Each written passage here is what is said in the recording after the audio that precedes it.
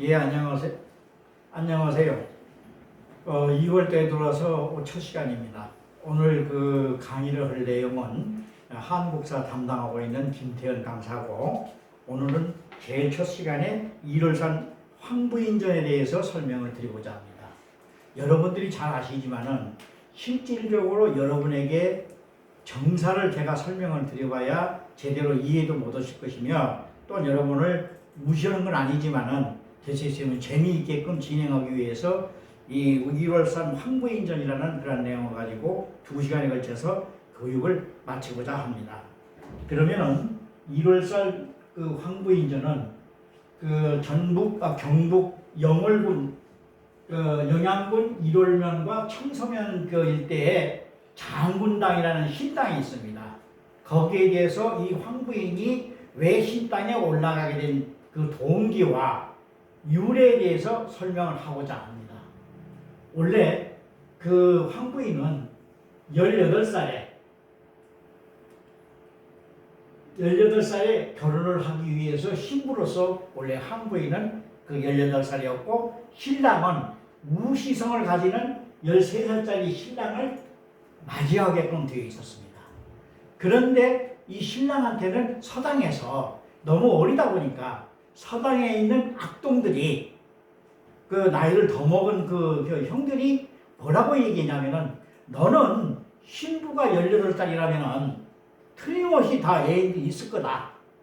그러니까 그 애인이 너를 죽이기 위해서 남자를 시켜가지고 죽이기 위해서 아마 칼을 갈고 있을 것이다 라는 그런 엄포 이 얘기를 미리 해줬습니다. 때문에 이 신랑은, 우시성을 가지고 있는 이 신랑은 그런 것을 머릿속에 담고 드디어 결혼을 하기 위해서 먼 지점에서, 즉 일월면에서 멀리 좀 떨어져 있었습니다. 그래서 그 가마를 타고, 나귀를 타고 일월면에 결혼을 하기 위해서 신부집으로 가게 되었습니다. 딱 해가지고 하루 종일 먼저 그 집에서 출발을 해가지고 한 10시경 내지 지금 정오경 5시 정도 되는 그런 그 경우에 도착을 해 보니까 드디어 신부와 신랑이 만나서 서로 옛날식 결혼식을 시작을 했는데, 하다 보니까 어영간 저녁이 돼가지고 이 신랑은 미리 신부방에 들어가가지고, 신혼방에 들어가가지고 대기하고 있었습니다. 근데 그때는 바로 보름날이었습니다. 근데 그 집은 구성이 주위에는 대나무밭이 있었습니다. 대나무밭이 있었는데, 대나무가 여러분들이 잘 아시겠지만 가을이다 보니까 바람이 솔솔 불다 보니까 대나무 이파리가 서로 부딪히면서 꼭 칼 가는 소리가 들리는 거예요. 뿐만 아니라 창문에 창호에 보니까 대나무 그 끝들이 매주 날카로운 그 대나무 잎사귀가 꼭 칼을 들고 있는 것 같아서 악득을 그런 생각을 가지고 이 13살 먹은 신랑은 안 죽으려고 거기에서 야반도주를 한 거예요. 야반도주를 해서 자기 노새를 끌고 왔던 그 하인을 이시해가지고 같이 3명이 도망가 버린 거예요. 2명이 이게 함대비하고 같이 해서 도망가가지고 도망가니까 이 신부 측에서는 명색이 양반집 자제다 보니까 결혼도 못하고 아무 말도 못한 거예요. 소식도 없이 갑자기 신랑이 그 전날 도망가 버렸으니까.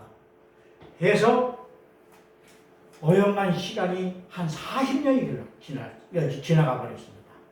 그래서 신랑은 당상간이 돼가지고 좋은 일도 많이 하고, 또 결혼을 해서 많은 자손을 두었었습니다. 그런데 하루는 바로 그 오래간만에 자기 그 거울에 누가 왔느냐면, 오래간만에 중앙에 정계에 있다가 내려와서 보니까, 시골에 와가지고 나이를 먹어서 와서 딱 보니까 거기에 있던 그 서당에 있던 그 악동들이 이 얘기를 하는 거야. 그리고 또 그 얘기를 하면서 뒤에서 보는 그 창호지에 그런 대나무밭에 있는 이파리가 썩어 보니까, 내가 이제 생각이 나서 40년 전에 이래 해가지고 그 형들이 나한테 바로 그 결혼식을 하면은 그 위험하다고 그래 이 얘기를 농담으로 한 줄은 아는데 그때는 철 모르고 내가 도망왔었는데 이런 일이 있었다 하니까 그 형들이 하는 얘기가 지금도 바로 그 황씨 부인은 이 독수공방을 하고 40년 동안 기다렸다. 그러니 이 우시 총각은 벼슬이 많이 올라갔어서 거기 완전히 놀래버린 거예요.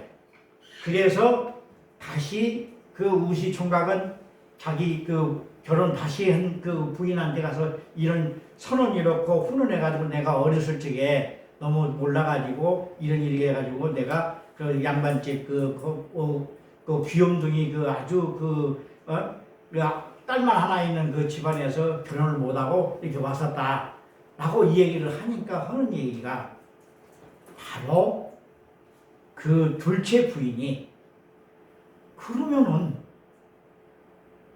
지금이라도 내 형님을 찾아뵙겠습니다 해가지고 거기 있는 그 둘째 부인이 자식을 데리고 있는 그 부인이 애들을 데리고 그래서 아들만 둘이 있었어요. 그래서 데리고 가가지고 바로 경북에 있는 그 영양군에 있는 일월면 그 일월산이 거가 있습니다.